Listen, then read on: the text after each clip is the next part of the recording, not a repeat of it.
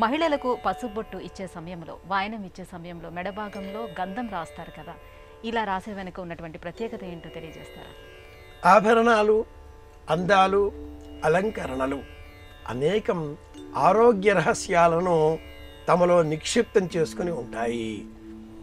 ఈ దేహంలో 7 చక్రాలున్నాయి అని వివరించేటటువంటి సంప్రదాయ విజ్ఞానం ఈ 7 చక్రాలలో 5వ చక్రం విశుద్ధ చక్రం. అది ఈ కంఠానికి దిగువన ఉంటుంది.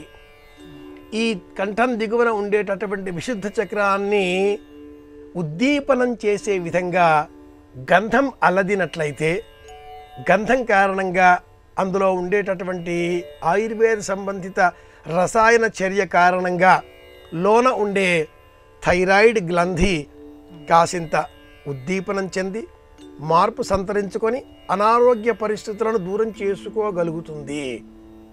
అనేక వ్యాధులకు, గాయాలకు, వ్రణాలకు శ్రీగంధము, గంధం చెక్కను శానరాయి మీద అలా రంగరించి ఆ గంధం తీసి అల్లదినట్లయితే గాయాలు మటుమాయమవుతాయి.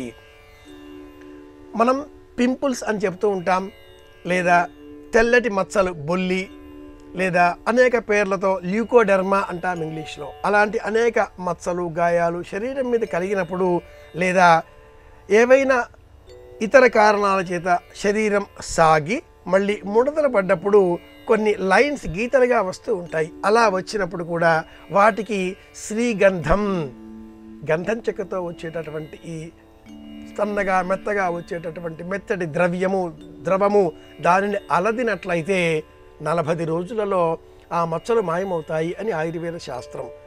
అందులో కొంత విషపు పదార్థం కూడా ఉంటుంది ఈ గంధంలో. కనుకనే ప్రాచీనులు విశుద్ధ చక్రానికి అన్నట్లుగా సందర్భం ఏర్పడినప్పుడు మహిళలు పసుపు కుంకుమలు ఇచ్చేటటువంటి సందర్భాలలో ఇలా గంధాన్ని అలదాలి అని ఒక నియమాన్ని చేసి ఉన్నారు. చేతులకు కూడా గంధం రాసుకోవడం, ముఖం పైన గంధం పెట్టుకోవడం ఆజ్ఞాచక్రానికి, అలాగే విశుద్ధ చక్రానికి, అనాహతానికి, సహస్రారానికి గంధం అలదినట్లయితే ఈ 4 చక్రాలు కూడా ఉద్దీపనం చెంది జ్ఞాన మార్గంలో కుండలినీ చక్రం కూడా ఉద్దీపనం చెందడానికి, మనలో మరింత విలువలతో కూడుకున్న ఊహలు కలగడానికి కారణం అవుతాయి.